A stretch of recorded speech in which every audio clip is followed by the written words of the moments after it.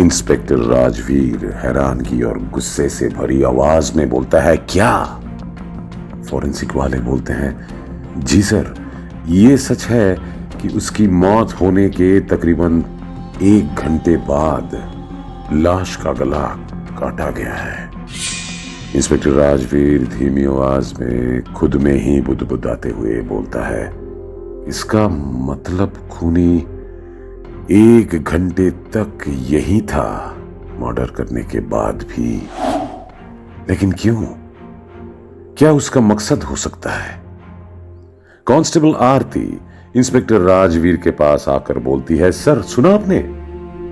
Inspector Rajveer हां में अपना सर हिलाते हुए हामी भरता है। कांस्टेबल आरती फिर कहती है, ये केस तो हमारे लिए दिन ब दिन पेचीदा होता जा रहा है सर। पहले सिर्फ लड़के गायब होते थे, अब तो एक के बाद एक उनकी हत्याएं भी होने लगा है सर, वो भी इस नृशंस तरीके से, बेरहमी से गला रेत के। कातिल न जाने क्या साबित करना चाहते हैं, क्या मकसद है उसका? इंस्पेक्टर राजवीर लगभग खींचते हुए बोलता है, वही तो हमें पता लगाना है। इतना बोलते ही उसके मोबाइल पर एक कॉल आता है।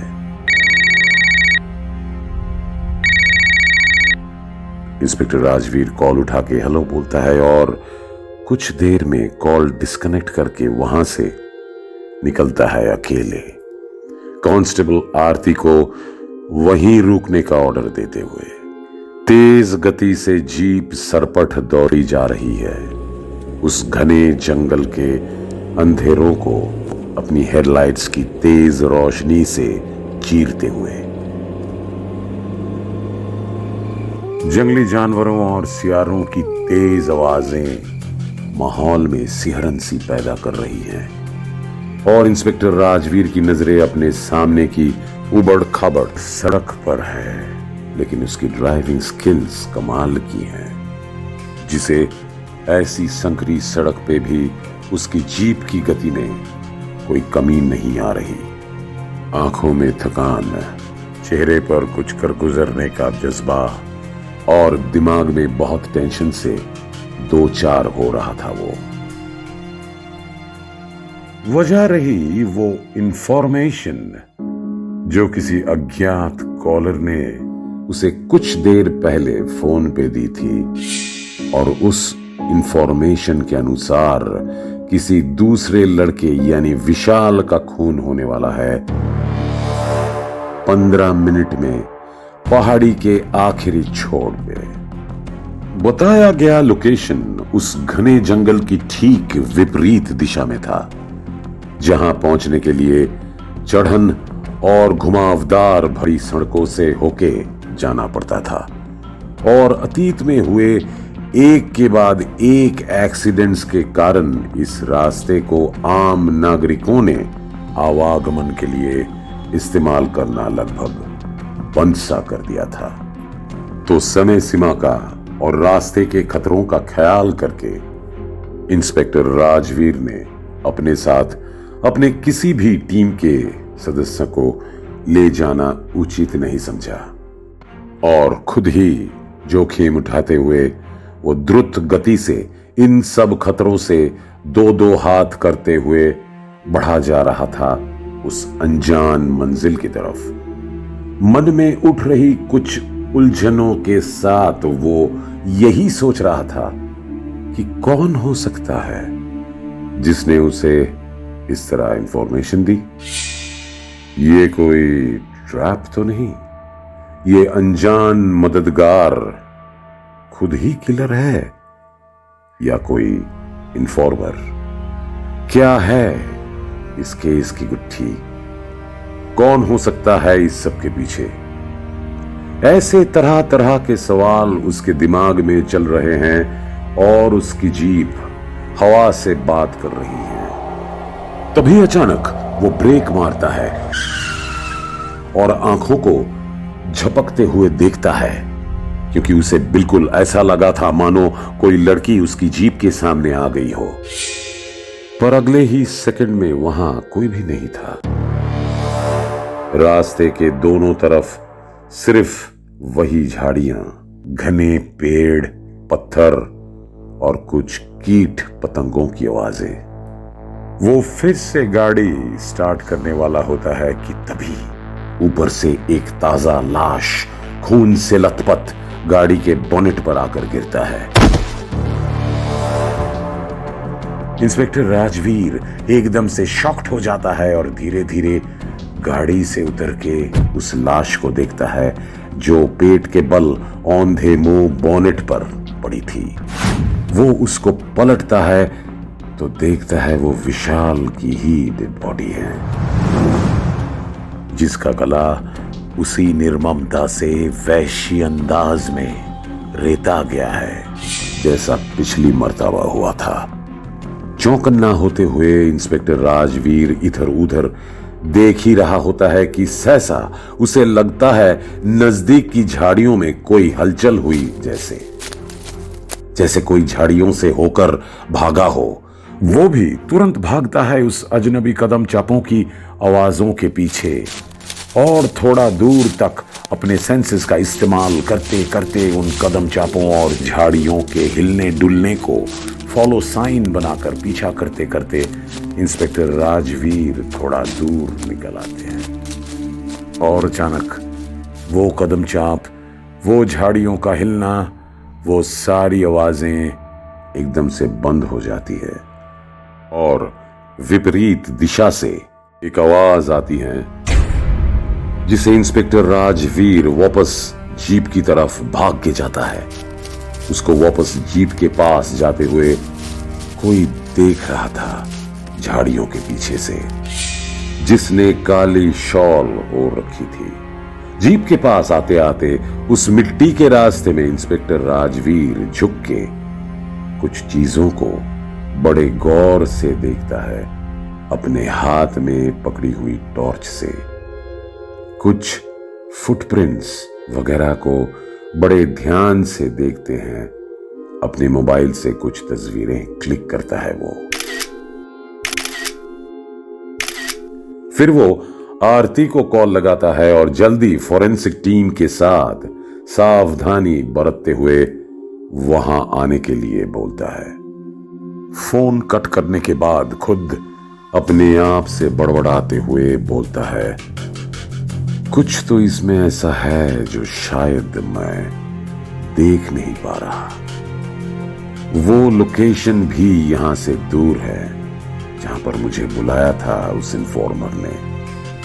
उसने गलत लोकेशन क्यों बताया मुझे? उन झाड़ियों में कौन हो सकता है? वो लड़की कौन थी जो 1 सेकंड के लिए यहां खड़ी थी? इन सब का कुछ ना कुछ लिंक है इस केस से। क्या है? क्या है? सोच ही रहा था कि तभी उसकी नजर विशाल के पैंट की जेब से लटकते हुए एक आइडेंटिटी कार्ड पे जाती है। इंस्पेक्टर राजवीर फटाफट उस आईडी कार्ड को वहां से निकाल के अपनी जेब में डाल देता है। वो कुछ अनछुए पहलुओं को समझने और कुछ स्कैटर्ड लिंक्स को एक साथ जोड़ने की उलझन में लगा हुआ था कि कांस्टेबल आरती पूरी फोरेंसिक टीम के साथ वहां आ जाती है। फोरेंसिक टीम तुरंत अपने काम पर लग जाती है। फोरेंसिक वालों से कुछ बात करने के बाद कांस्टेबल आरती इंस्पेक्टर राजवीर के पास आती हैं और उन्हें टेंशन में देख के बोलती है, मैं जानती हूं सर, आप टेंस क्यों हैं? 3 महीने में 4 किडनैपिंग्स, विक्टिम्स सब स्टूडेंट थे एक ही कॉलेज के और एक ही लड़की को प्रपोज किया था उन सभी ने। अब एक ही रात में 2 मर्डर, वो भी कुछ ही घंटों के अंदर। मुझे तो लगता है ये सब उसी मुग्धा के काम है। इंस्पेक्टर राजवीर जवाब देता है, नहीं आरती, ये उस लड़की का काम नहीं है। कांस्टेबल आरती शॉक होकर इंस्पेक्टर को देख रही है, जैसे पूछना चाह रही हो, कैसे इतने यकीन के साथ बोल रहे हैं सर? इंस्पेक्टर राजवीर उसके चेहरे का एक्सप्रेशन पढ़ लेता है और बोलता है, देखो आरती, विशाल एक स्ट्रॉन्ग बिल्ट, फिट और मजबूत कदकाठी का लड़का था और मुग्धा बिल्कुल दुबली पतली सी zero figure models type female है। उसका विशाल को मारना और लाश को ऊपर झाड़ियों तक लेके जाना और वहां बांधना पॉसिबल नहीं है। या तो उसके साथ कोई है या फिर ये सब कोई और ही कर रहा है। हमें गुमराह करने के लिए शायद मुग्धा को कोई इस्तेमाल भी कर रहा हो, क्या पता। अभी जब मैं यहां आया तो झाड़ियों में कोई तो था। मुझे देख के बड़ी फुर्ती से भागने लगा। मैंने पीछा किया पर वो अचानक गायब हो गया। और अगर मैं अपनी गट फीलिंग की सुनूं तो यहीं कहीं दूर झाड़ियों से कोई ये सब कुछ देख और सुन रहा था, मुझे ऐसा लगा। लेकिन इस बात से अनजान है ये पूरी पुलिस टीम कि वाकई इंस्पेक्टर राजवीर की गट फीलिंग सही थी। वही काली शॉल ओढ़े एक अनजान शख्स इन सबको बड़े गौर से देख रहा था। अगले दिन सुबह सुबह कॉलेज प्रिंसिपल के ऑफिस में इंस्पेक्टर राजवीर, कांस्टेबल आरती, एएसआई गौड़ा, पीयूष और पियोन मौजूद हैं। प्रिंसिपल इंस्पेक्टर को बोलते हैं पूछताछ शुरू करने को। इंस्पेक्टर राजवीर पीयूष को देखते हुए पूछता है, अच्छा तो तुमने देखा था? पीयूष हाँ में सर हिलाते हुए बोलता है, हाँ सर, मैंने देखा था आलोक को मुग्धा के पीछे पीछे जाते हुए। दोनों पहाड़ी वाले जंगल की तरफ जा रहे थे। इंस्पेक्टर उसकी बातें सुन रहा है और उसको घूर भी रहा है। जैसे ही वो बोल के रुकता है, इंस्पेक्टर राजवीर अपनी भारी आवाज में बोलता है, तुम्हें पता है ना कि झूठी गवाही की भी सजा होती है? पीयूष सर हिला के हाँ बोलता है। इंस्पेक्टर कंटिन्यू करता है, अच्छा तो तुमने देखा था उनको, चलो फिर से बताओ, तुम वहां क्या कर रहे थे उस वक्त? तभी उनको क्यों नहीं रोका वहां जाने से? तुम्हें तो पता है ना पहले भी लड़के यहां से गायब हुए थे, फिर भी उनका पीछा करने के बाद तुम पुलिस के पास नहीं आए। और आज जब मुझे तुम्हारा ब्रेसलेट वहां जंगल से मिला तब तुम कहानी बना रहे हो। पीयूष बहुत डर जाता है इंस्पेक्टर की बात सुन के। उसकी कनपटी के पास से पसीने की एक बूंद आ टपक जाती है। उसके चेहरे के शांत भाव अपना स्वरूप बदलने लगते हैं। टेंशन की लकीरें माथे और आंखों के पास, उसकी आंखों की सिकुड़न, कानों का हिलना इस बात की तस्दीक कर रहा है कि उसके दिमाग में एक साथ कई ख्याल पनप रहे हैं। वो अपना डर छुपाते हुए खुद को बचाने के लिए झूठ बोल देता है कि उस दिन आलोक ने उसका ब्रेसलेट लिया था मांग के पहनने के लिए। इंस्पेक्टर को उसकी बात पर डाउट होता है, लेकिन वो उसे जाने के लिए बोलता है। उसके जाने के बाद इंस्पेक्टर गौड़ा को कान में बोलता है धीरे से उस पर नजर रखने के लिए। फिर कांस्टेबल आरती को इशारा करता है तो आरती ऑफिस से बाहर जाती है और स्नेहा का हाथ पकड़कर अंदर ले आती है।